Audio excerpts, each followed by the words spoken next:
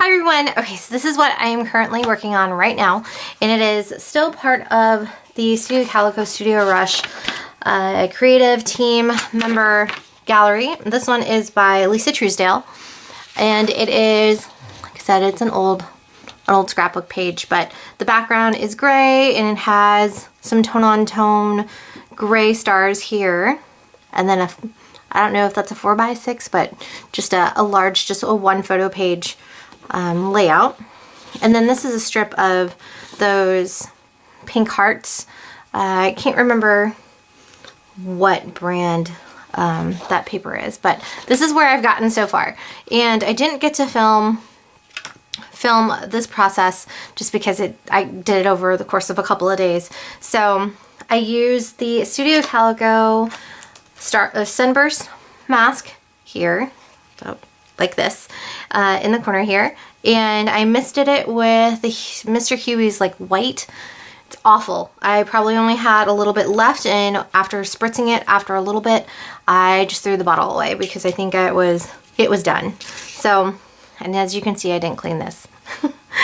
And then I went over it again with the stencil, or with the mask, in I think the Mr. Huey Blizzard color. So it was more than just the white, so it's kind of got like a sheen to it. I don't know if you guys can tell. And then I used my, I think it's a Marva Yoshida Star Punch, and it's a little bit bigger than the ones that she used in her page. However, I got to this point where I matted my photo on one of those clear cuts by Bella Boulevard that I got from the Scrapbook Expo in a kind of like a turquoise star pattern here, and you can see I've already mounted it on some foam. However, it sat on my desk for a few days, and after looking at it for a while, I realized I don't like it. So I am going to go through and I'm just going to take this off, and I'm going to see if I can do this in real time without it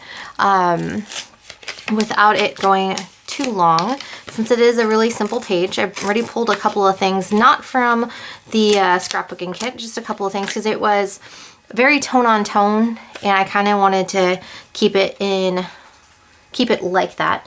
And this is just a photo of my son when he was a year and a half. And he's just holding my hand on the couch, and he's got those little chubby hand dimples that I don't think he has anymore. So this is some tissue paper. I believe I got it from Walmart, and I'm gonna use this in the background instead of that clear acetate one. So I'm just gonna cut this, and I don't know if I want to do more than one layer. Oh, let me show you guys before I start into the project. I was so inspired by doing this after thinking about it for a while that I started another page, and I will show you what that looks like. So because the stars are cut to fit in within the sunburst pattern, I thought, why not do a fun rainbow kind? So I didn't follow the sunburst from the mask. I just kind of drew these lines myself, and then I started working on it earlier today. I'm not done with it, and I will hopefully get around to doing a process for the rest of this page. Alright, so I tried to do a go as you scrap type of video, and I realized halfway through that I just stopped talking. So I'm just gonna have to do the voiceover. Here I am cutting up some tissue paper, and I cut 3 different layers. It's kind of like a shimmery type of tissue paper that I got from Walmart, and I am going to staple them together once I have them stacked in a good size. And then I am going to go ahead and mount all of that onto a piece of foam. I tried to save the foam that was already on the backing of the acetate, and I couldn't save it. So I went ahead and I grabbed some more. And I didn't cover the entire back just because I was too lazy to get up and get another strip. This is some rub-ons from, I believe, My Mind's Eye, and they're a few years old now, and I obviously don't use it as often as I should. and I am going to make some sort of file tab on the outside using some scrap paper from Bella Boulevard, and then this punch, this giant punch by McGill. I got it online a few years ago, and here I am just tracing the side there because I just wanted the file itself, or the file tab, and it's been forever, and I went ahead and I cut around this and then realized this is not exactly what I wanted. It looked kind of funky to me, and I know why it looks funky is because I cut it in the wrong place, so it looks awkward, or I feel like it looks awkward. Like it doesn't need that extra little curve there on the side. So I was too lazy to go ahead and cut another one. So I am just gonna go with it, and I'm going to use my rub-on tool. I think it's by Basic Gray. I feel like everybody has this tool anyways.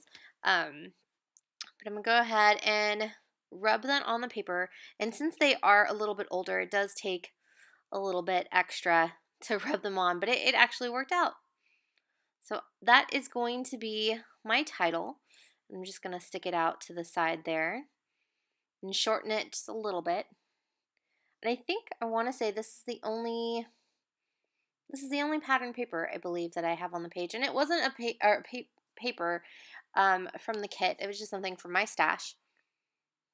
But do you see what I mean? The file isn't exactly, I don't know. It's not exactly like right. Even now that I'm looking at it, it still doesn't look right. But oh well. I pulled out some Basic Gray alphas, or am I using the Basic Gray? I guess not. These are some Dollar Spot Target alphas that I've had in my stash forever. Um, they were really dominant in one of my Project Life albums. The year that I purchased it, I probably have 2 or 3 different ones of those sets, and I've noticed that they don't stick very well. So you have to go back and add some sort of adhesive, just because it doesn't, like I said, it doesn't stick as well. Here I am trying to find a journaling spot for my page, and I couldn't find one that I liked. So here I am flipping through all of my labels there, trying to find something in a gray tone. There's not very many, as you can see, and I eventually decide on that larger square sticker there as my journaling spot. There wasn't very much to it, and then I wanted to use this label here as a date marker, I guess, or a date label. And then once I decided I was going to do my journaling on this label, I went ahead and I pulled it off. So I just added some paper onto the back of that sticker just so that I could move it around. I don't have one of those powder tools, so I usually just back my stickers with some sort of scrap paper and then use it to make it not sticky, I guess. And it kind of gives it a little bit of dimension, not too much, but it works. It works for me. I'm going to fidget with placement, and then I'm going to go ahead and add the other piece of, or the other label sticker there on the top of my journaling, and then just stamp it with my old Becky Higgins Project Life date stamp. I believe that's the one. I like that because it's a smaller stamp compared to the other ones that I have. So, and I don't know if anybody else has the stamp, but it's actually out of date now. I think 2016 was the last year, so I don't know if they reproduced another stamp, but I'll have to look into it because I know I've just been stamping, or I haven't actually used it for this year at all. But it's my go-to stamp for when I do older pages. These are some chipboard hearts. I believe, I don't remember who makes it. However, they have either a polka dot or a silver sheen or a gold sheen or some sort of metallic look to them. However, I didn't want that for this page since I was going for like that gray monochromatic. So I just took one of the brown chipboard hearts and I flipped it over to whatever the cardstock color is on the other side. It was like a deep brown, and I feel like it wasn't something I was going to use. And like I said, I just wanted that gray color anyway. So, and then I am flipping through my little shoe container that's filled with either flowers in different type of decorative bling, and in there was these old recollections leaves. One there with some sort of like black and white, like gray text. And then I actually have these Prima leaves that are gray and like silver in color. I couldn't even tell you the last time I've actually used some sort of flowers on my page ever. And then I'm going to add these small little roses here, or flowers by Prima. There's only 2 of them, and like I said, they're an older stack, but they're super cute, and they're not very tall, which is really nice. So it doesn't like make that crease in your albums whenever you close the book. And then I decided to go ahead and use this decorative bling, and I tell ya, it looks really nice on the packaging, but oh boy, are they such a pain to put on a page. I cut it down to 3 separate pieces to kind of get, the most use out of it.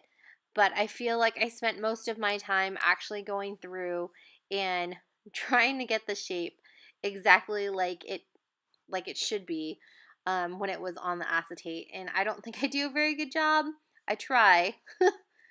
I don't really feel like it was right once I put them down, and I got to a point where I just didn't care. I just didn't want them on my fingers anymore.